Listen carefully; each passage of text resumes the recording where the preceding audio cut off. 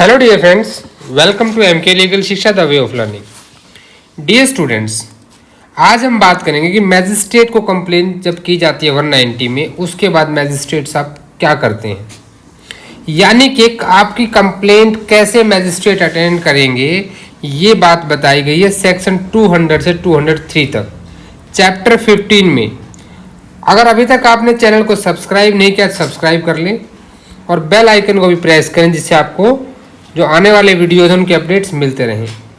देखिए, criminal procedure code के chapter 15 की आज हम बात करेंगे, जो आपको बताएगा कि जब मैजिस्ट्रेट 190 से 199 के बीच की कंडीशंस को देखते हुए कॉग्निजेंस ले लेता है, तो कॉग्निजेंस लेने के बाद वो कैसे करता है ट्रायल का प्रिपरेशन, यानी कि chapter 15 is the preparatory stage of the trial.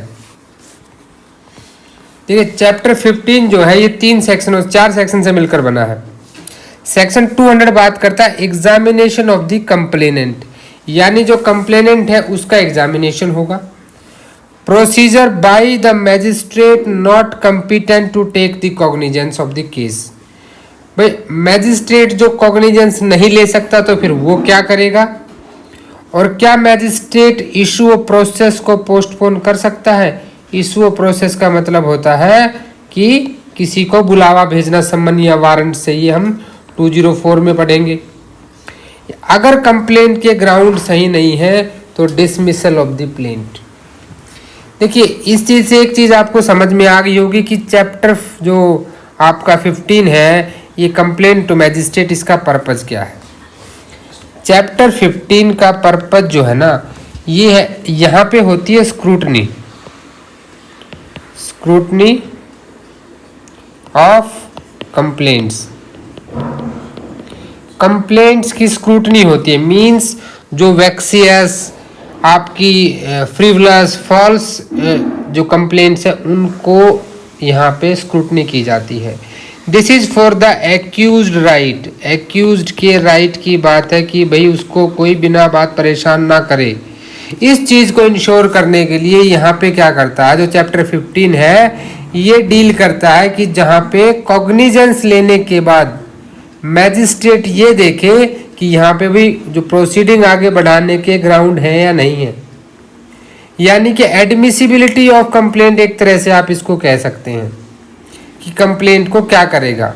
और अगर मेंस में आ जाए तो एक लाइन लिख दीजिएगा कि this is preparatory stage of trial. Trial का प्रिपरेटरी स्टेज है ये। अभी देखिए, सेक्शन 2D में हम एक बार थोड़ा वापस चलेंगे, क्योंकि हम कंप्लेंट की बात करें तो हमें कंप्लेंट के ऊपर दोबारा पढ़ लेना चाहिए। 2D में आपका कंप्लेंट आता है और पुलिस रिपोर्ट कहाँ आता है, 2R में आता है। 190 में हमने यही पढ़ा था कि भाई कंप्लेंट पे ले सकता है, यानी कि 2D में वो पुलिस रिपोर्ट पे ले सकता है 2R के हिसाब से, या सुओ मोटो ले सकता है। 3 तरह से कॉग्निजेंस ले रहा था। मैं आपको बता दूं कि जो चैप्टर 15 है ये पुलिस रिपोर्ट पर लागू नहीं होता है। एक बार पढ़ लेते हैं इसको तो आपको अच्छे से क्लियर हो जाएगा। कंप्लेंट का मतलब होता है कोई भी एलिगेशन जो ओरली या फिर राइटिंग में, ये जो मैं स्क्वायर में बना रहा हूँ ये इंपॉर्टेंट है, देखिए इन चीज़ों को समझिएगा। यानी कि 2D आपको क्लियर कर दिया कि आप ओरली भी दे सकते हो, रिटर्न में भी दे सकते हो। किसको, मैजिस्ट्रेट को, with a view to his taking action under. इस हिसाब से कि जनाब आप अपना इसके अंडर में एक्शन लीजिए CRPC के हिसाब से, कि किसी व्यक्ति ने, चाहे मैं उसको जानता या नहीं जानता हूँ, भाई हिट एंड रन के केस होते नहीं पता एक्यूज्ड कौन है, लेकिन ऑफेंस तो हुआ है, has committed an offence but does not include a police report, यानी कि पुलिस रिपोर्ट को इंक्लूड नहीं करता। और सेक्शन जो चैप्टर 15 है ये बात करता है complaint to the magistrate, complaint to magistrate, यानी कि यहाँ पे भाई पुलिस रिपोर्ट तो इंक्लूड नहीं होगी। यानी ये जो एग्जामिनेशन की हम बात कर रहे हैं ये सिर्फ और सिर्फ कंप्लेंट पे होगा, आपके पुलिस रिपोर्ट पे नहीं होगा। लेकिन पुलिस वाले को भी कंप्लेनेंट मान सकते हैं हम, ये इसीलिए हमने, देखिए आप कहेंगे कि हम पढ़ तो रहे थे सेक्शन 200 आगे 2D में, तो 2D इज द बेस, इसको समझना जरूरी है। A report made by a police officer in a case which disclose, सीधी सी तौर पे बता देता हूँ, हम पहले भी डिस्कस कर चुके हैं प्रीवियस वीडियोस में कि जब पुलिस वाले ने इन्वेस्टिगेशन शुरू की तो उसको लगा कि ये कॉग्निजेबल ऑफेंस है, लेकिन जब कंप्लीट हो जाती है आपकी इन्वेस्टिगेशन, आफ्टर दैट ये मिलता है कि ये तो नॉन कॉग्निजेबल ऑफेंस है, कॉग्निजेबल तो नहीं है ये, तो उस केस में पुलिस रिपोर्ट को कंप्लेंट माना जाता है और पुलिस ऑफिसर को कंप्लेनेंट। तो वहां पर उसको हम एग्जामिन नहीं करेंगे, उसका क्लोज हम 200 है क्योंकि वो पब्लिक सर्वेंट है, लेकिन पुलिस वाले को कंप्लेनेंट कब माना जाता है ये आपको पता होना चाहिए। ठीक है, अभी आ जाते हैं कि जो हमारा सेक्शन 200 है वो क्या बात करता है। सेक्शन 200 कहता है एग्जामिनेशन ऑफ द कंप्लेनेंट, वही कंप्लेनेंट का एग्जामिनेशन। देखिए ये क्या कहता है कि मैजिस्ट्रेट टेकिंग कॉग्निजेंस, जो भी मैजिस्ट्रेट कॉग्निजेंस ले रहा है किसी ऑफेंस का, किसके ऊपर, ऑन कंप्लेंट, किस पे, ऑन कंप्लेनेंट के ऊपर कंप्लेंट आई है तो वो क्या करेंगे, ही सेल, या सेल वर्ड है, shall denotes what, it denotes it is a mandatory nature. Section 200 the provisions are mandatory not the discretionary. ठीक है, ये यहाँ पे इंपॉर्टेंट, देखिए कितना छोटा सा वर्ड है और इसकी इंपॉर्टेंस देखिए यहाँ पे, examine upon oath the complainant and the witness present, complainant को भी करेगा और जो उसके विटनेसेस अगर कोई प्रेजेंट है, जरूरी नहीं कि विटनेस हो, अगर है तो उनको भी करेगा, नहीं होगा तो रीजन रिकॉर्ड कर दिया जाएगा ऑर्डर शीट में कि विटनेस नहीं थे। And the substance of such examination shall be reduce to writing, और जो भी एग्जामिनेशन हो वो रिटर्न में लिखा जाएगा और उसे साइन किया जाएगा। शैल बी साइंड बाई, किसके द्वारा, पहला कंप्लेनेंट, दूसरा जितने विटनेसेस हैं, and also by the magistrate, सबके द्वारा साइन किया जाएगा। तो यहां तो इसने बात कर दी कि एग्जामिन करना ही करना है। अब एक प्रोवाइजो दे दिया इसने, किंतु परंतु डाल दिया यहां, और ये किंतु परंतु कहता है कि जब कंप्लेंट रिटन में दी जाती है तो magistrate need not examine the complainant and witness, तो जरूरी नहीं है, लेकिन केसेस क्या क्या होंगे, अगर कोई public servant acting or purporting the act discharge of his official duty, या फिर आपका कोर्ट कोई हो, ठीक है, तो कोर्ट होता है तो कोर्ट भी वहां पे कंप्लेंट कर सकता है। ये हमने कहाँ पढ़ी थी, 195 का ए में पब्लिक सर्वेंट और बी में 195 के सब सेक्शन 1 का ए और बी में हमने पढ़ा था, यहाँ पढ़ा था पब्लिक सर्वेंट और यहाँ पढ़ा था कोर्ट। ये पढ़ी थी ना कंडीशंस प्रीवियस उसमें, वो वीडियो नहीं देखा तो जरूर देख लें, वो सारे देखिए, सारे वीडियो आपस में कोरिलेटेड हैं, ये सभी देखने हैं वीडियो आपको।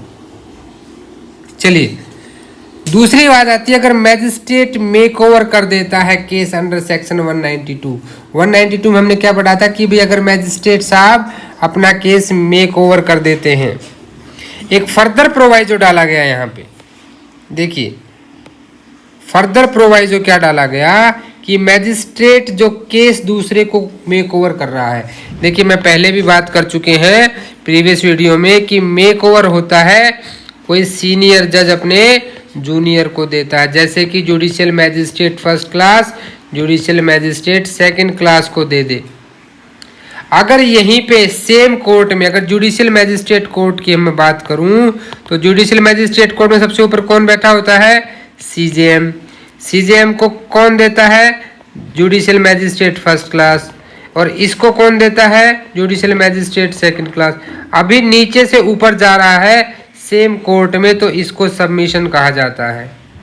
और अगर यही कोर्ट ऑफ सेशन को दे रही है तो वहां पे इसको क्या कहा जाएगा, कमिटल। क्या कहेंगे, कमिटल। ये चीजें इंपॉर्टेंट हो जाती हैं, तो उसको री एग्जामिन करने की जरूरत नहीं है अगर पहले वाले जज ने उसको री एग्जामिन कर लिया है। ये आपका सेक्शन 200 है। देखिए यहाँ पे सीधी सी जो बात है, आपको जो यहाँ पे बात आ जाती है, you have to refer for a section, लिख लीजिए यहाँ पे 195, इसके साथ में और कौन सा पढ़ना है, सेक्शन 340, क्योंकि 195 का पूरा प्रोसीजर दिया गया 340 में। तो 200 के साथ में आपको कौन कौन से सेक्शन पढ़ने पड़ गए, 195 के पढ़ो, 1 का ए और बी दोनों इम्पोर्टेंट है। उसके बाद सेक्शन 340 भी पढ़ना पड़ेगा।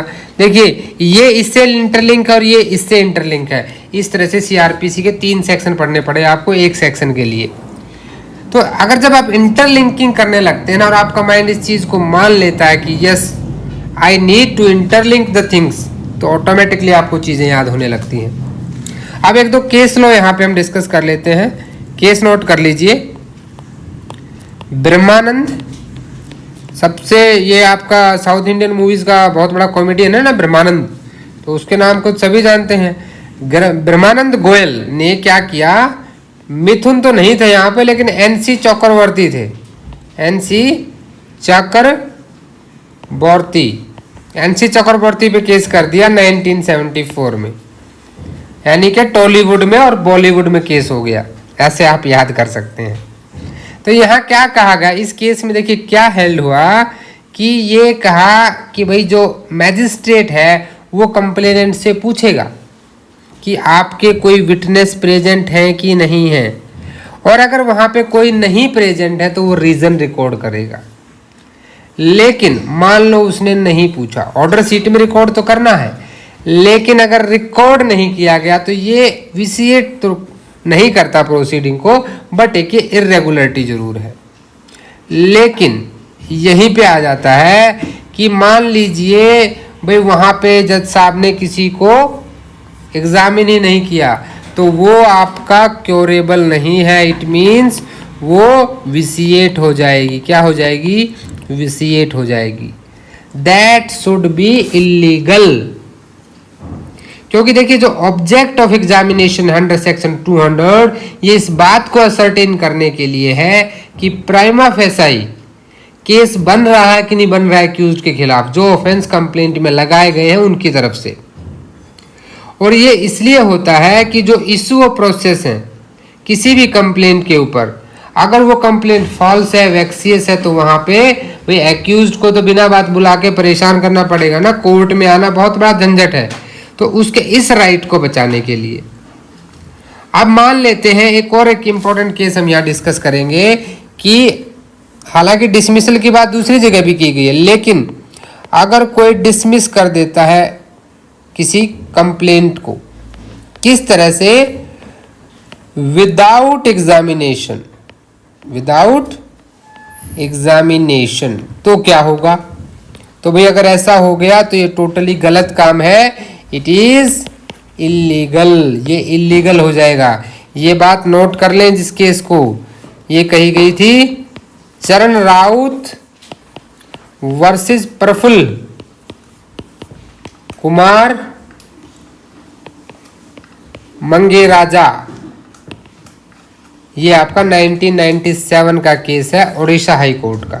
भाई अगर विदाउट एग्जामिनेशन कोई डिसमिस कर दी जाती है कंप्लेंट तो इलीगल होगा और it can not be cured under section 465 of CrPC. अब आप कहेंगे कि 465 क्या, देखिए जब से हमने कॉग्निजेंस पढ़ना शुरू किया प्रीवियस के चारों वीडियो में भी और यहाँ भी हमने बात कर ली कि 465 हर बार आ जाता है। देखिए 465 क्या है कि ये बात करता है अगर कोई ऐसी फाइंडिंग है, कोई ऐसी सेंटेंसिंग है, यानी कि आपने केस में कुछ ऐसा निष्कर्ष निकाल दिया, किसी को सजा दे दी जो कि गलत है, इरेगुलरिटी से, उसको रिवर्स किया जा सकता है, क्योर किया जा सकता है, दैट इज रिवर्सिबल। लेकिन भैया ऐसा काम कर दिया तो वो रिवर्सिबल नहीं है, आप 465 में भी क्योर नहीं कर पाओगे, मतलब यहाँ पे इलीगलिटी ज्यादा है। ठीक है, तो ये आपका हो गया सेक्शन 200। अभी चलते हैं 201 के ऊपर। ठीक है, 201 क्या कहता है कि procedure by magistrate not competent to take cognizance. बिल्कुल सिंपल सी बात है कि भाई किसी मैजिस्ट्रेट का अगर कॉग्निजेंस ही नहीं है और उसके पास केस आ जाता है तो वो क्या करेगा, अगर कंप्लेंट कैसे हमने 2D में क्या पढ़ा था, या तो रिटर्न में होगी या कैसे होगी, नॉट इन राइटिंग यानी कि ओरली होगी। अगर राइटिंग में है तो वो सीधा सा वापस कर देगा कि प्रॉपर कोर्ट में ले जाओ, और रिटर्न में दी गई है तो उसके ऊपर देखिए बोल्ड है, इसको हाईलाइट कर लें, एक इंडोर्समेंट लिखेगा इस इफेक्ट की, I don't have the jurisdiction, मेरा जुरिस्डिक्शन नहीं है, ये इंडोर्समेंट उस पर करना है। लेकिन अगर ओरली किया है किसी ने तो इन दैट केस उसको इंडोर्समेंट करने की जरूरत नहीं है, सीधा सा कंप्लेनेंट को बोलेगा कि आप प्रॉपर कोर्ट में चले जाओ। ये क्रिमिनल केसेस की बात होगी। यहीं पे इसको किससे कनेक्ट कीजिए, सिविल केस है। सिविल केस का नाम आ गया तो क्या आ गया, सीपीसी आ गया। सीपीसी में रिटर्न ऑफ प्लेंट कहाँ पढ़ा था आपने, order 7, rule 10 and rule 10A। Return of plaint के बारे में आपने पूरा पढ़ा है इसमें, समझ गए आप। देखिए जब भी आप एक चीज पढ़ते हैं उसको दूसरी के साथ पढ़ना है, क्योंकि आपको सिर्फ सीआरपीसी नहीं पढ़ना। आप सब लोग जुडिशरी के लिए प्रिपरेशन कर रहे हैं तो आपके माइंड में एक साथ सारे एक्ट होने चाहिए। You just always try to interlink the sections of one bare act with another bare act. It will help you a lot to remember the things. देखिए अभी जैसे हमने यहाँ पे सीआरपीसी की बात की, हमने सीआरपीसी से सीधा सीपीसी को पढ़ लिया, तो ये आपको बहुत बेनिफिट देती हैं चीज़ें। चलिए हम चलते हैं अभी सेक्शन 202 के ऊपर। सेक्शन 202 क्या कहता है, ये पोस्टपोनमेंट की बात करता है कि भाई issue of process. Issue of process को थोड़ा सा समझ लेते हैं तो क्योंकि आपके माइंड में डाउट रहेगा पहले ही कि इशू ऑफ प्रोसेस क्या है। सेक्शन 204 में जब मैजिस्ट्रेट सेटिस्फाई हो जाता है कि कंप्लेंट सही है तो वो भाई क्या कर सकता है, दो तरह के केस आपने पढ़े थे, पहला था वारंट केस और एक था आपका सम्मन केस। तो वारंट केस और सम्मन केस, भाई वारंट केस कहाँ डिफाइन है, 2X में, और सम्मन केस है 2KW में। सम्मन केस में सम्मन इशू किए जाते हैं जिनकी पनिशमेंट 2 साल से कम होती है, और जिनकी 2 से अधिक लाइफ या डेथ है वो वारंट केस होते हैं, या वारंट इशू किया जाता है अरेस्ट फॉर वारंट। और ये सेक्शन 87 के साथ आपको पढ़ना है। तो 202 के साथ क्या पढ़ेंगे, 204 को देखेंगे, सेक्शन 87 देखेंगे सीआरपीसी का। 87 के किसी उसको इफेक्ट नहीं डालता है 204। वैसे ये कहता है कि in lieu of summon you can issue the warrant. और आपके जो वारंट, क्योंकि यहाँ पे क्या गया है 204 में कह दिया कि सम्मन केस के लिए सम्मन इशू होंगे, 87 कहता है कि सम्मन केस के लिए वारंट भी इशू हो सकता है। देखिए इंटरलिंकिंग देखिए आप। फिर आप 204 कहता है कि वारंट केस में ये डिस्क्रिशन है मैजिस्ट्रेट का, वो चाहे तो सम्मन इशू करे और चाहे तो वारंट इशू करे, या वारंट विद श्योरिटी भी इशू कर सकता है। तो इस सेक्शन में वापस आ जाते हैं हम, देखिए सब क्लियर करके कि postponement of issue of process क्या होगी। जब देखिए किसी भी मैजिस्ट्रेट को कोई कंप्लेंट मिलती है रिगार्डिंग एन ऑफेंस और वो ऑथराइज है उसका कॉग्निजेंस लेने के लिए, 201 में तो कहा था कि ऑथराइज नहीं है तो वापस कर देगा, यहाँ पे वो ऑथराइज है, और या फिर उसको case made over to him. Made over to him section 192 याद कीजिए, making over of the cases. यानी कि हो सकता है ये जुडिशियल मैजिस्ट्रेट सेकंड क्लास हो, इनको जुडिशियल मैजिस्ट्रेट फर्स्ट क्लास ने एससीजेएम ने केस मेक ओवर किया गया हो। भाई या तो मेक ओवर के थ्रू आया हो या कंप्लेंट के थ्रू आया हो। इफ ही थिंक्स फिट, अगर उसे सही लगता है तो वो क्या कर सकता है, मैंने कुछ बोल्ड किया है इसको, देखिए जो बोल्ड मिलता है ना आपको स्लाइड में उसका एक स्पेशल मीनिंग होता है, ये हमेशा याद रखिएगा। हम इसका स्पेशल मीनिंग डायरेक्ट में पहले खुद से भी हाईलाइट कर लें, पॉज करके हाईलाइट कर लें यहाँ पे। And shall in a case where the accused is residing at a place beyond the area in which he exercise his jurisdiction. Postpone the issue of process, issue of process को postpone करेगा, यानी उससे पहले वो कुछ और करा सकता है। क्या कराएगा वो, या तो इंक्वायरी करेगा इसमें हिमसेल्फ। देखिए यहाँ पे क्या लिखा है, हिमसेल्फ वर्ड यूज, यानी किसी को डिटेल नहीं करेगा, खुद से इंक्वायरी करेगा।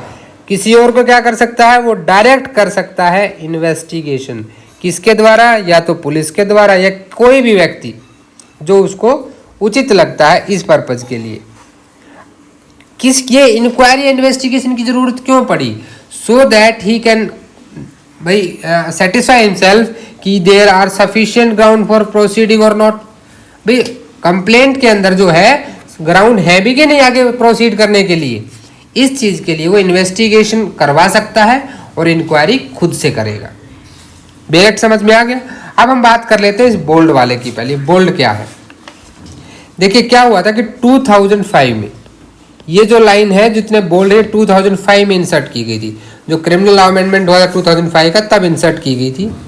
जो ये वर्ड इंसर्ट किए गए, and shall in a case where accused is residing beyond jurisdictional area of magistrate, ये क्यों किए गए थे? क्योंकि मैजिस्ट्रेट को एक पावर देने के लिए, so that to enable the magistrate to postpone the issue of process. अगर एक्यूज्ड वही कहीं बाहर रहता है तो अच्छे से उसको समय मिल सके मैजिस्ट्रेट साहब को, और वो कंफर्म कर सके कि कंप्लेनेंट जो आया है कंप्लेन लेके वो सही लाया है कि नहीं लाया है। ऐसा तो नहीं कि वो एक्यूज्ड को बिना बात परेशान किया जा रहा हो। ये इसलिए यहाँ पे डाला गया था। अब इसका एक प्रोवाइजो देखते हैं हम। देखिए, ये कहता है कि ऐसी इन्वेस्टिगेशन ऑर्डर नहीं की जा सकती। क्यों नहीं की जा सकती भाई? अगर मैजिस्ट्रेट को ये लगता है कि ऑफेंस जो है वो tribal exclusively by court of session है। अब इसी लाइन को समझिए आप, कोर्ट ऑफ सेशन कैसे ट्रायल लेता है? हालांकि सेक्शन 209 पढ़िएगा इसके साथ, offence tribal by court of session. देखिए, कोर्ट ऑफ सेशन किसी भी ऑफेंस को डायरेक्ट नहीं सुनता है, मतलब वो ओरिजिनल ज्यूरिसडिक्शन में डायरेक्ट कंप्लेंट पे नहीं लेता है। एक्सेप्ट, इसका एक्सेप्शन पूछा जा सकता है। प्रीवियस वीडियो याद है ना आपको? बहुत इंपॉर्टेंट बात कही थी वहां हमने कि 199 में जब डिफेमेशन की बात की जाती है किसी president, prime minister, governor, by administrative of this UT, ministers of state and union, तो उस केस में कोर्ट ऑफ सेशन क्या है, डायरेक्ट कॉग्निजेंस ले सकता है। और पब्लिक प्रोसिक्यूटर वहां पे एप्लीकेशन देता है, उसके लिए 6 मंथ्स का टाइम दिया गया है कि 6 मंथ के अंदर वो एप्लीकेशन रिटन कंप्लेंट देनी है। याद आ गया 199? देखिए, साथ साथ रिवाइज कर लिया हमने यहाँ पे। दूसरी कंडीशन यहाँ क्या कहता है कि मान लीजिए कंप्लेंट जो है वो किसी कोर्ट के द्वारा नहीं की गई है। कोर्ट कहाँ पे कंप्लेंट करता है? 195 के सब सेक्शन 1 के क्लॉज बी में। अनलेस, जब तक कि कंप्लेनेंट और witness present if any have been examined और नॉट अंडर सेक्शन 200, उनको जब तक एग्जामिन नहीं किया गया तब तक भी नहीं लिया जाएगा। अब यहीं पे एक केस देखिए आप, केस का नाम लिख लीजिए, सेवंतीलाल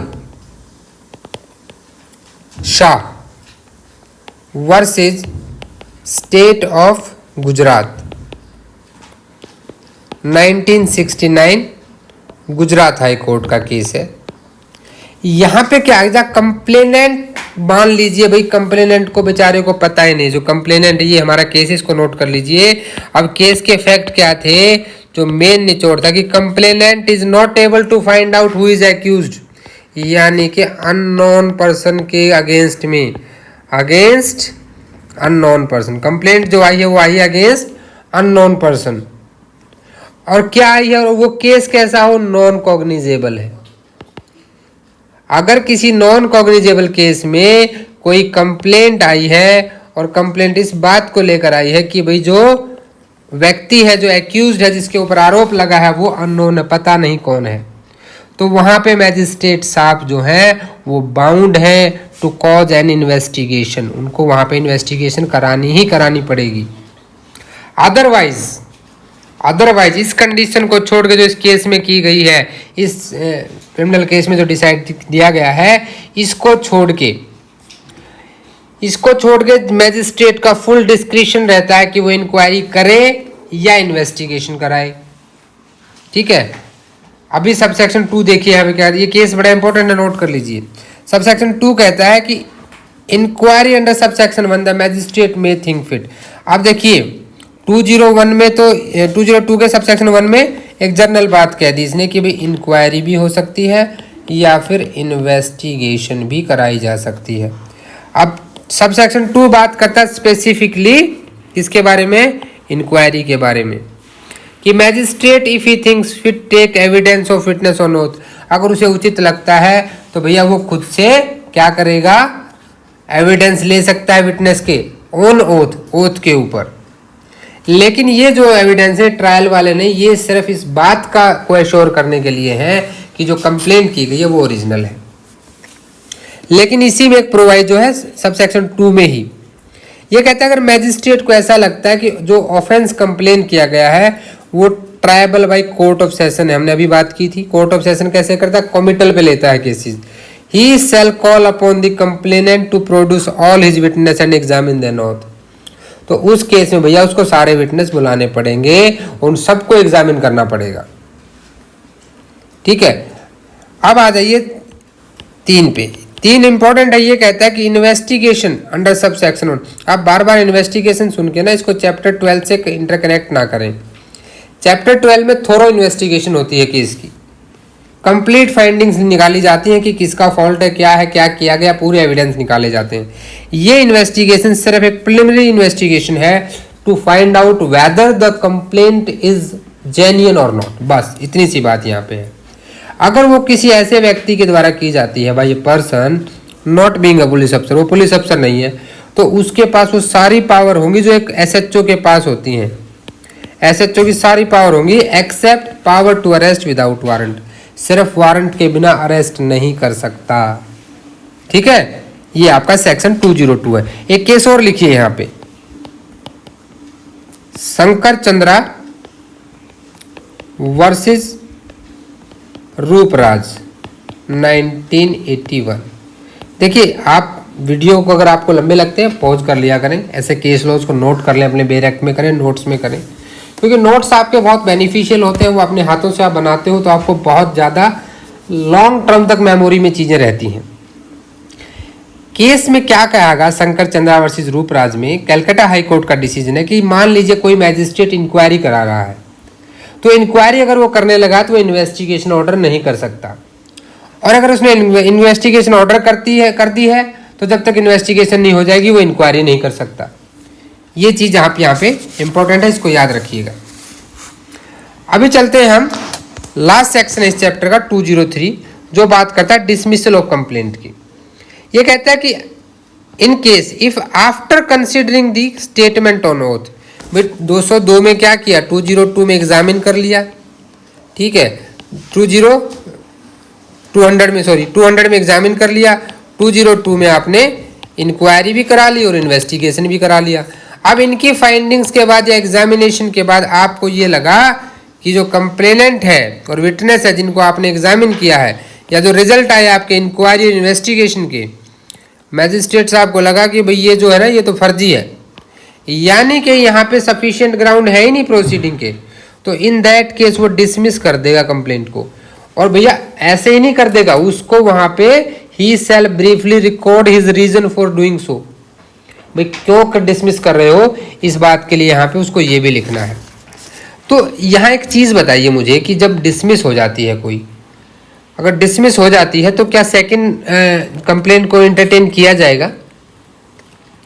अब तक का वीडियो आपको कैसा लगा ना, इसे कमेंट जरूर करें। आप देखिए कमेंट करते रहा करें, अगर आपको अब तक की चीज़ें अच्छी लग रही हैं तो कमेंट करके ज़रूर बताएं। कमेंट करने से क्या है कि पता लगता है कि भाई मेरे वीडियोस में मुझे इम्प्रूवमेंट कितना चाहिए, मेरी बात आप तक पहुंच रही है कि नहीं पहुंच रही है। और चैनल को तो आपने सब्सक्राइब कर ही लिया होगा, अपने दोस्तों को भी शेयर करें। नॉलेज हमेशा शेयर करने से बढ़ती है दोस्तों। देखिए, बेर एक्ट को हम बिल्कुल लेमन लैंग्वेज में पढ़ने की कोशिश करते हैं। अभी आ जाते हैं डिसमिसल ऑफ कंप्लेंट है, बेर एक्ट में जितना ही लिखा है, लेकिन ये तो नहीं लिखा ना कि सेकंड कंप्लेंट का क्या होगा। तो भाई यहाँ पे देखिए सिंपल सी बात है, सुप्रीम कोर्ट ने बिल्कुल क्लियर कर दिया है कि सेकंड जो कंप्लेंट है on the same fact, second complaint on the same facts, same fact पे अगर लाई जाती है तो exceptional circumstances, note down my words, in exceptional circumstances only the second complaint on the same facts will be entertained if there are the sufficient reason. क्या होंगे circumstances कि मान लीजिए अभी प्रीवियसली जो ऑर्डर पास किया गया डिसमिसल का, उस टाइम उसके पास प्रॉपर एविडेंस नहीं थे, बाद में कोई एविडेंस मिला, या उस वक्त उसको ढंग से सुना नहीं गया, उसको चांस नहीं दिया गया, वहाँ कुछ ना कुछ इरेगुलरिटी रही है।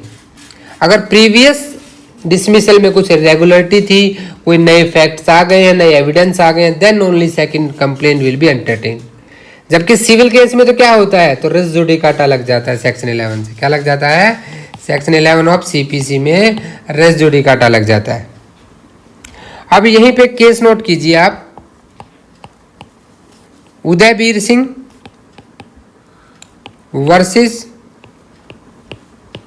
शकुंतला देवी 1974 का ही केस है।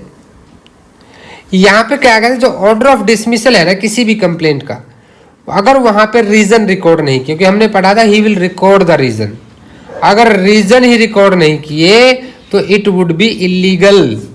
यानी कि अगर किसी मैजिस्ट्रेट साहब ने डिसमिस तो कर दी, कह दिया डिसमिस भाई, लेकिन रीजन रिकॉर्ड नहीं किए हैं वहां पे, तो इन दैट केस वो क्या हो जाएगा, वो जो ऑर्डर है डिसमिसल का that will become illegal and that also not be cured by section 465। उसे 465 में रिवर्स भी नहीं कर सकते भाई हम, ठीक है। तो ये आप जब भी इसको पढ़ते हैं सीपीसी से थोड़ा कोरिलेट करके पढ़ें। आई होप आपको चीज़ें क्लियर हो गई होंगी अच्छे से। अगर आपको वीडियो अच्छा लगा है तो प्लीज़ इसे लाइक कर दें। चैनल को मुझे पूरा विश्वास है आपने सब्सक्राइब कर ही लिया होगा, और आप हमसे डिफरेंट सोशल मीडिया प्लेटफॉर्म पे जुड़ सकते हैं। आप हमें मेल कर सकते हैं, आप टेलीग्राम चैनल ज्वाइन करें जहाँ पे बहुत सारे स्टडी मटेरियल शेयर होते हैं, क्वेश्चन पोल्स होती हैं। आप टेलीग्राम पर भी हमें फॉलो कर सकते हैं, इस पे इंस्टाग्राम पर भी हमें फॉलो कर सकते हैं आप। सभी के लिंक नीचे डिस्क्रिप्शन में है। वीडियो अच्छा लगा तो लाइक कर दें, दोस्तों के साथ शेयर करें। And again I am requesting, अगर आपको वीडियो अच्छे लगते हैं या अच्छे नहीं लगते हैं, आपको लगता है कि नहीं कुछ इम्प्रूवमेंट होना चाहिए इन चीज़ों में और भी, तो प्लीज़ कमेंट करके मुझे सजेशंस भी दें। I will be really thankful to you for that. और हमेशा देखिए, you have to be disciplined. तैयारी करने का सिर्फ एक ही मंत्र होता है, डिसिप्लिन। आपने अगर डेली अपने टाइम रूटीन बना रखा है, you have just follow that, और कुछ नहीं करना आपको।